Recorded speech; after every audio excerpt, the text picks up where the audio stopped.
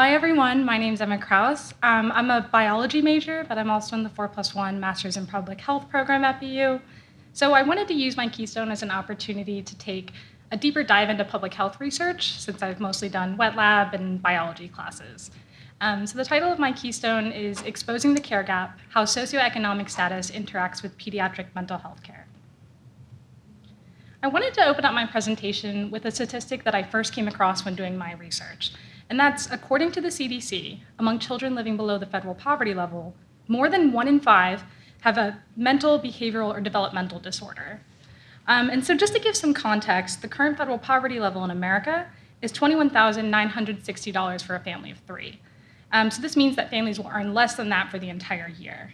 And the BU tuition for the upcoming academic school year is $63,798 for one person. Before I launch into my project details, I wanted to give a bit of background on some really important terminology for those not familiar with public health. A big mission lately has been focusing on social determinants of health and how factors such as where people work, live, play, worship, and learn affect key measures of interest. So one of the independent variables of my study is going to be socioeconomic status. And it's crudely defined as a social standing or class of an individual, and it can be measured by a combination of education, income, and occupation, and it's commonly referred to as low, medium, or high. So the journey to my topic started with understanding mental health care better.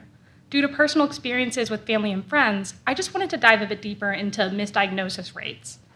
But I also had this interest in socioeconomic status after taking a Kilachand seminar with my advisor, Professor Sophie Godley, which was Seeing Poverty in America, and understanding how that's measured statistically and emotionally. And then in terms of my target population, I wanted to look at children because of the crucial time period of intervention and development that they're in. So it was then when I saw how all of these align. If people close to me had difficulty obtaining adequate mental health care, what happens if you're of a low socioeconomic status? So my research question is, how does a child's socioeconomic status affect their ability to receive quality mental health care? And how would this factor influence treatment outcomes?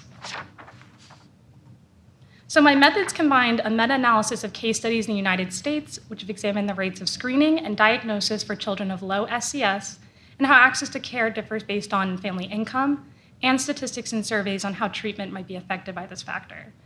I wanted to keep a target population of Boston, but due to a lack of research, I did have to look at New England and the rest of America. But I did this with the understanding of how this can vary greatly state by state due to legislation and stigma about mental health. To supplement this information and gain an interdisciplinary perspective on the topic, I interviewed 3 specialists who have conducted research in the field.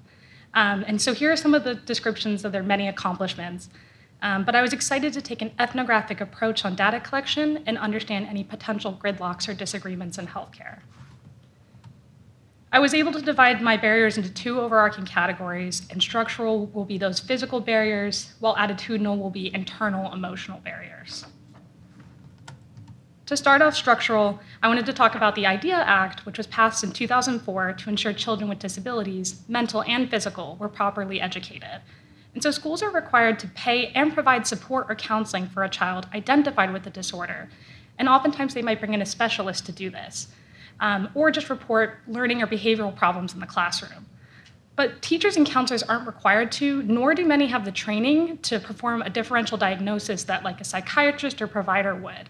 And so a lot of children end up falling in this gap, and parents are becoming the driving force behind initiating their child's care. So this leads to another barrier I encountered, which is that many parents reported not having the means or basic information to initiate this care, especially in terms of specialized treatment, which a lot of children require. And also, mental health providers aren't incentivized to take insurance. So if you're needing to pay for this, you have to front it yourself, or you have to put your own monetary commitment up. And this can be really overwhelming to maintain care. And so, next barrier. Another one that I encountered was time and effort. So there's a reported shortage of mental health providers, even in an epicenter of care like the city of Boston, and many hours for clinics are 9 to 5. And this overlaps with a lot of low-income jobs. There's not a lot of flexibility to take time off work and keep taking your kids to these appointments. In terms of attitudinal barriers, Due to minor consent law, or one study demonstrated the importance of a self-labeling process that's crucial to understanding whether or not you need help. So in a nationally representative sample of 15,000 Americans, people of color who were also impoverished reported they were less likely to utilize mental health services, even in the face of a known diagnosis. And interestingly enough, people who share key demographics with their provider, such as race or gender, are more willing to share crucial medical information or follow that provider's orders. So if there's a lack of diversity in healthcare, you can see how this can be a problem. Additionally, due to minor consent laws in most states and guardians being the driving force, kids or adolescents might fear seeking help or getting screened. And there's this need for children to explore their own diagnosis, even though HIPAA laws allow parents to look at their children's medical records. Kind of going off this topic of privacy, many parents worry that school screening processes or getting mental health care will affect how their kids are viewed by teachers or peers. And cultural norms from certain communities from my research have been shown to have varying levels of severity of the disease before they believe that professional help is warranted. So while my research did have some bleak results raising awareness of crucial problems in American healthcare, I did uncover a possible solution to address misinformation and lack of urgency, which is actually the most common barrier among college students. And it's called social emotional learning. It's a way to integrate mental health care into our curriculum as children. That way it seems like the default when we get older. Teaching people to prioritize mental health at a young age will make it seem like less external, less like an extraneous task that you have to do, and something similar to brushing your teeth or putting on a coat in cold weather. Finally, to make my research more digestible, I was able to help create a prototype of a website that can show how demographics become independent variables for attempting to receive treatment. And by choosing a child's age range, socioeconomic status, or race and ethnicity, you can view a fraction of the barriers that may be present. And anything missing, a disclaimer that any of the factors missing is because of a lack of research in that field, so that's also an extremely important thing to explore. So I wanted to thank you guys for giving me the opportunity to spread more information on a gap in pediatric care. Here's a link to the QR code if you wanted to play around with the website I was talking about earlier. And I hope that you guys will be more conscious about the decisions you make regarding your own mental health and mental health care of those around you. That is it.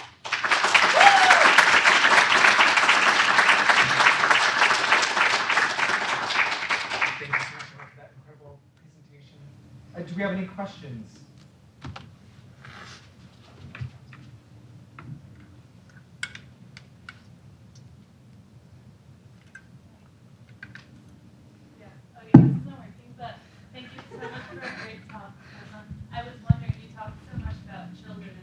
Interesting. Do you think that, or have you thought about how it could apply to college students or people our age?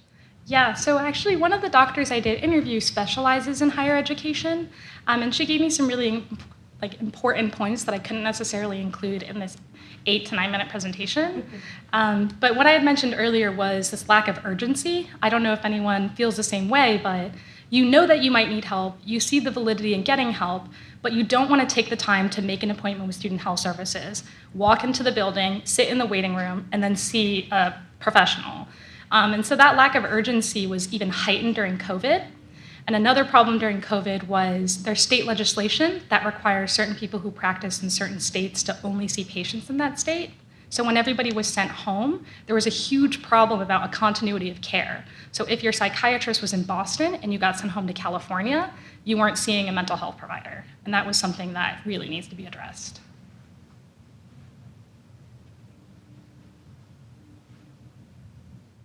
Any other questions? We have plenty of time for a few more. Congratulations, Emma, on a great talk. Thank you. And it's been such a privilege to watch you move through this material and think so carefully and thoughtfully about what children need and where the gaps are. One thing that really struck me was your piece on social emotional learning and the way that, I don't know if people are aware of this, but social emotional learning has become a target, the way that diversity and equity, drag performances, anything that we can sort of pinhole as problematic, right? So, for example, in my small community, we have someone running for the school board who is adamantly opposed to social emotional learning, which I just find mind-blowing, right? So I wonder if you have thoughts about that. What does it mean if caring for children's mental health doesn't happen in schools? Like if we create these bright lines and say, schools aren't the place for this, who's going to lose out and who will get missed? Yeah, I think that's really important. I'm sure that a lot of people have seen in the news lately, there are certain states that are banning the discussion of certain sexual orientations in the curriculum. And so people can see mental health as a very politicized issue, although it has been proven multiple times to have medical implications. And so I think that those who would miss out would be people who might not discover until they get to higher education or later in their life that they're not able to possibly cope with the need of getting connected to a provider, or even certain thoughts or feelings that they're not kind of addressing in a way that professional medical providers would recommend. And so it's really unfortunate because I talked about earlier how children are in a crucial stage of development, and that's not just a theoretical thing. Biologically, their brains are still growing. And so being able to implement it younger doesn't just mean that they've been with that material longer, but that their brains are hardwired to be able to cope with emotions in ways that are like phenotypically different from other people. And so I think that it would be really unfortunate if there's large groups of people that are missing out, especially because my entire presentation is about how different demographics can affect your outcome. That was an amazing response. I have one more question for you. So is there anything you found particularly surprising during your research, or something just struck you when you were learning about it?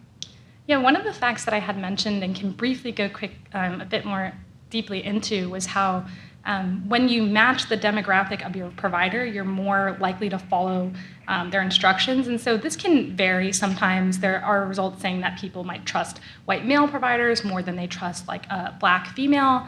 But there have been multiple studies that just show that the need for diversity among providers isn't just to allow other providers to get to a hospital. It's because that when you feel like you can build that level of trust with someone else, you're more willing to share all this information that can help them give you a more accurate diagnosis. So I thought that was interesting because it's something that we might not have thought of, but when you bring that fact to light, like I'm hoping my entire presentation did, you can kind of be more reflective on it, and that can change your future decisions. Thank you so much. That's all the time we have for questions.